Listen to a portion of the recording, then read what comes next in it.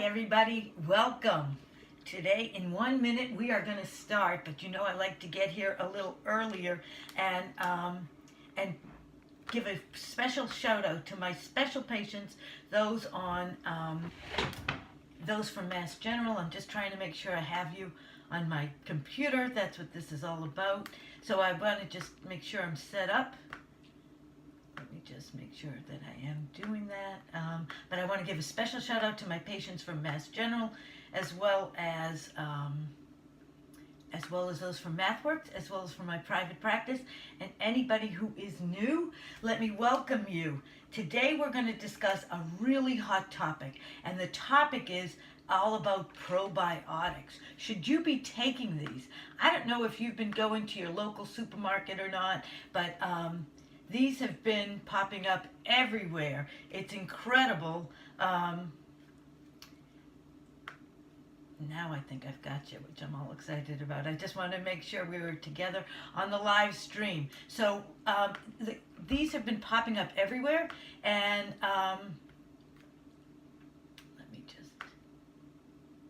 and you want to know, is this something that you should be taking? What makes me an authority and in a position to be able to talk to you about these probiotics? Let me introduce myself to you, particularly to those who are new to my channel. First of all, welcome. I'm so delighted to have you join me on the live stream. My name's Debbie Kravitsky. I've been a registered dietitian for over 30 years. I am currently the Director of Nutrition at Mass General Hospital's Cardiovascular Disease Prevention Center. I also consult with many corporations. I have a private practice. I have appeared on television. I've been featured in national publications such as Harper's Bazaar and Family Circle. It is my pleasure and my greatest joy to be able to present accurate, evidence-based nutrition information to you to help you reach your dietary goals. Together, we will shop, we will cook, and I will navigate the way. If this interests you, please hit the subscribe button, because that is the way I can continue to provide evidence-based, accurate nutrition information to you. Also, if you're here, please hit the thumbs up button. I can see somebody is here on with me already, and that nothing gives me greater joy or pleasure. The beauty of a live stream is, as we're doing this, if you have a question, whether it's about this topic or any topic when it comes to nutrition, feel free to type it in. It will come up on my screen and I can answer you live. Also, if there are topics that you might be interested in for me to cover in upcoming segments, absolutely type those in as well, and I'm happy to do so. But let's start today with our topic, probiotics. Is this something you should take or not? Let me tell you about probiotics, because this is the frontier of medicine, and this is also the frontier of research. Many times people ask me, should we be getting this in the form of food or in the form of a supplement? Let me talk first about what probiotics are. It started back in the day when hunters and gatherers would store their food, and their food fermented. And what they found was, not only did the food do better, but actually the people did better themselves. So they thought there must be something to this. It must confer some kind of a health benefit. And as we've learned more, we were able to see, actually they even thought that Marco Polo drank kefir, which had probiotics. This may sound creepy, but what they were able to learn is, and what we know today, is that you do not live alone, but you're the host to tens of trillions of bacteria.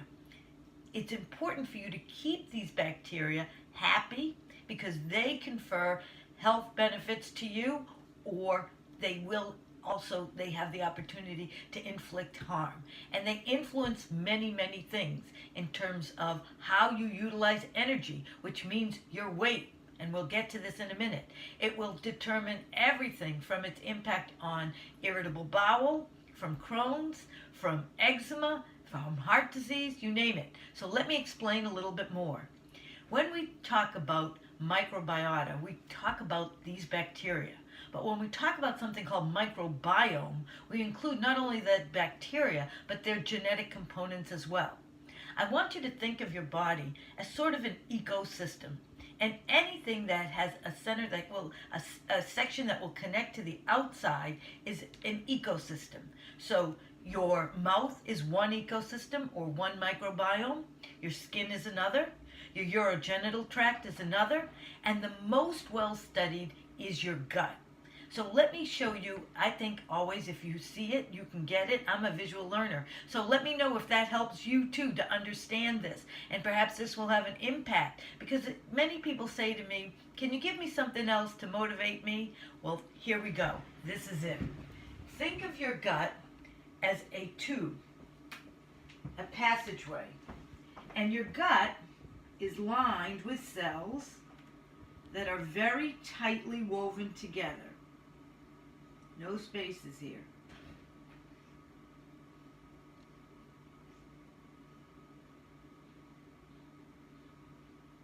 And here is the other side of your gut. See, it's like a tube. And these are very tightly woven cells, and they're forming a barrier. And why do you want that barrier?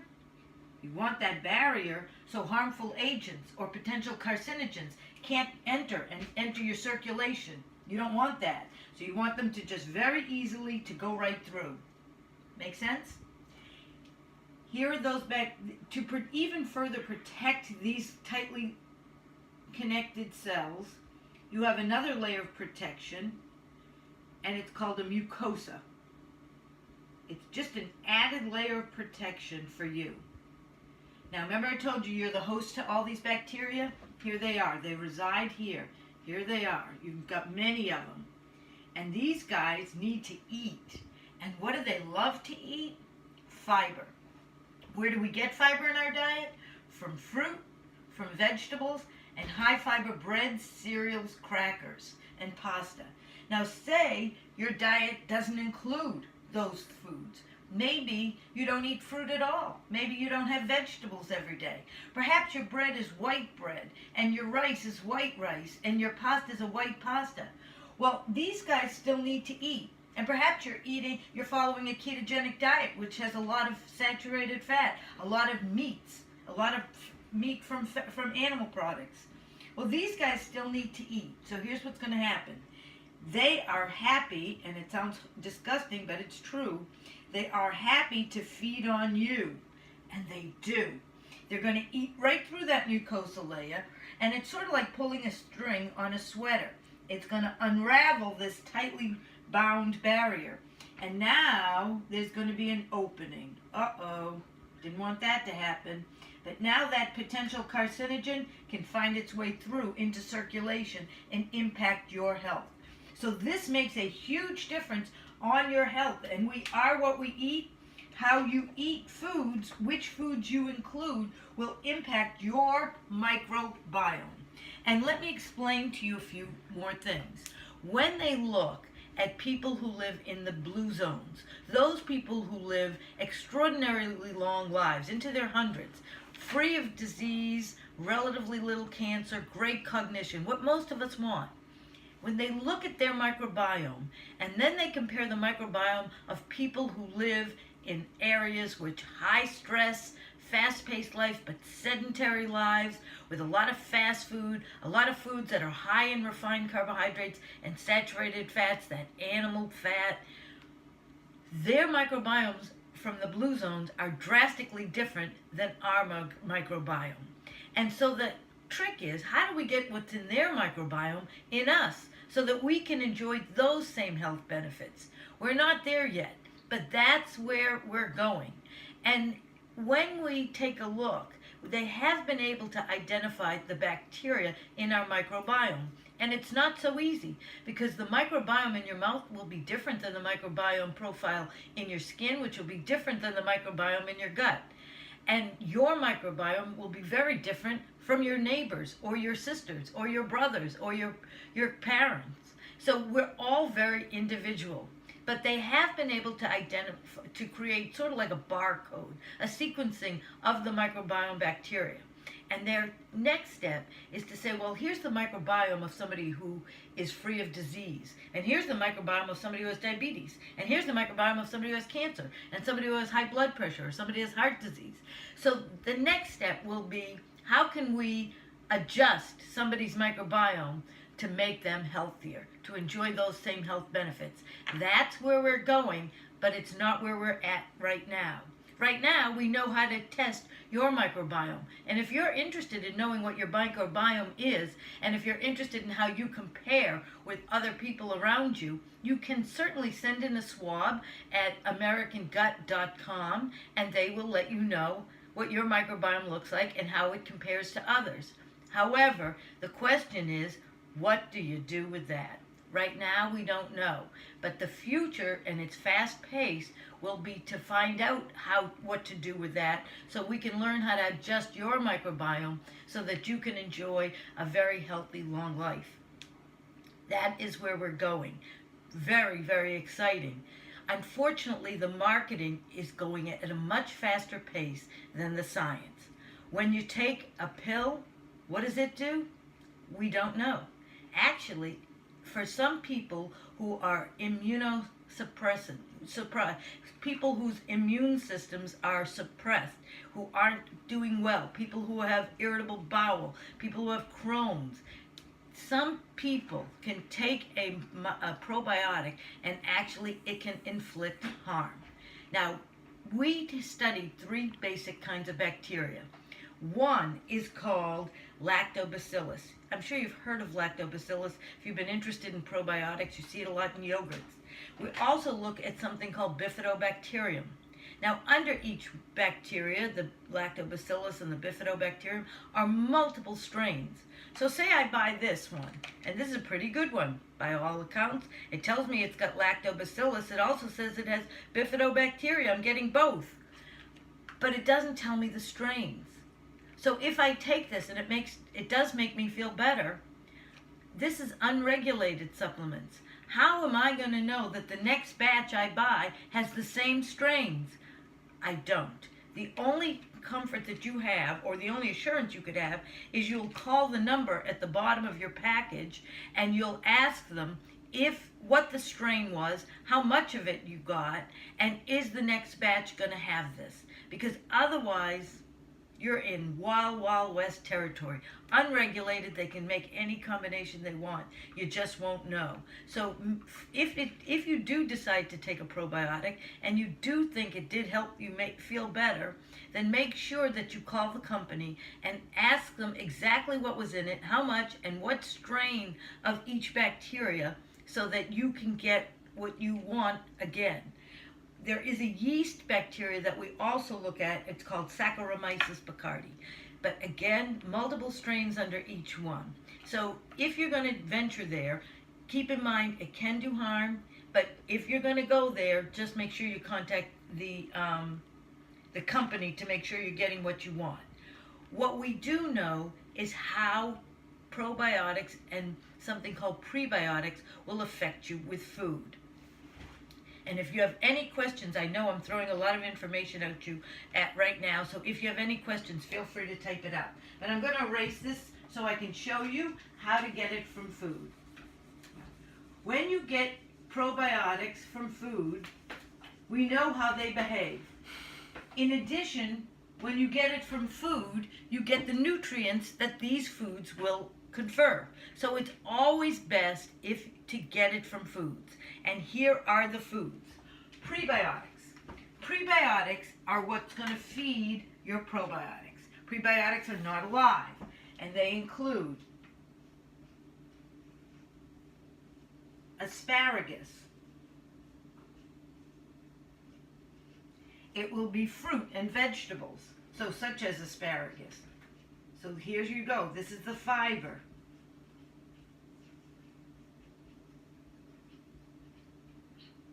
It will be garlic and onions.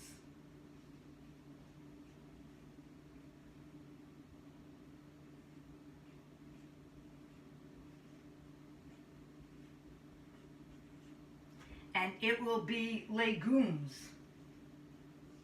beans, chickpeas, hummus. It will be soybeans,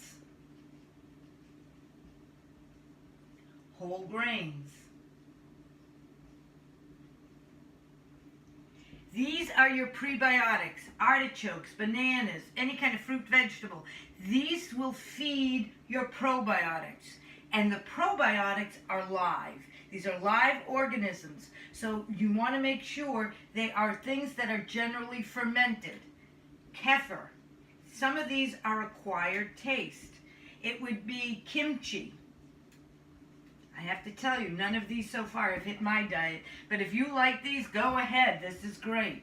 Miso. Watch the salt. Tempeh. Yogurt, but not all yogurts. I'm going to show you that in just a minute. It will be sourdough bread.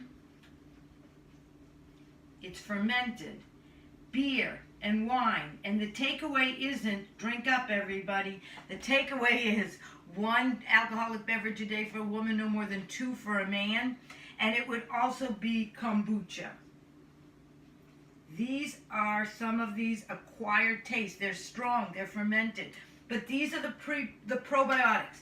So you need these and you need these. And that's how you're going to keep that bacteria in your gut nice and happy. So let me show you how you do it. Probiotics, whole grains, can come in the form of popcorn, yum, can come in the form of a whole grain cracker, such as the Triscuit Thin Crisp. Onions, love garlic. Anybody who knows me knows that I do everything with garlic. These will be my prebiotics. I'm gonna also have probiotics. Probiotics, if I'm gonna have yogurt, make sure you check the label. It has to say in the ingredient list, presence of live and active cultures. If it doesn't say presence of live and active cultures, then they are not there. This is the Faye. It's one of my favorites, so make sure that you check that. This is the Faye Zero. I love it. Tastes like sour cream. Sourdough bread. Love sourdough bread. Also a great choice. For those of you who like, this is kimchi. A little high in sodium, but not terrible, at 240 milligrams for 2 tablespoons. Just measure it out. These I would have with these. Not at the same time, but just during the course of a day. And this is how you're going to get probiotics and prebiotics and keep your gut healthy. The idea is plenty of fiber. Fiber is your friend, and the reason it will keep those bacteria in your gut healthy, and you'll have happy. You'll be able to manage your weight better. Now, what do I mean by that? Manage the weight. When they take a mouse and they clear his microbiome, and he eats a diet that he's able to maintain his weight, and then they look at a mouse who is obese or overweight, and they extract his microbiome and they put it in the mouse that was doing just fine. All of a sudden, that mouse who was doing fine, who had the diet didn't change, nothing changed except for the microbiome, he now gains weight on the same intake. So it makes a difference if you're having a struggle with your weight, if you're not feeling great, if your tummy is not doing great, either from IBS or from Crohn's, irritable bowel syndrome, or Crohn's. Make sure you include these foods because they may be the reason why you're not doing as well as perhaps you can. If you can change your microbiome, your future can change and your health can improve. Anybody have any questions? I'm happy to take them, but I am so happy you are here and joining me on a Sunday night at 7. Thank you for Dietitian with the Dietitian. I hope this has been informative and helpful. Here is to your health. Yum and yum.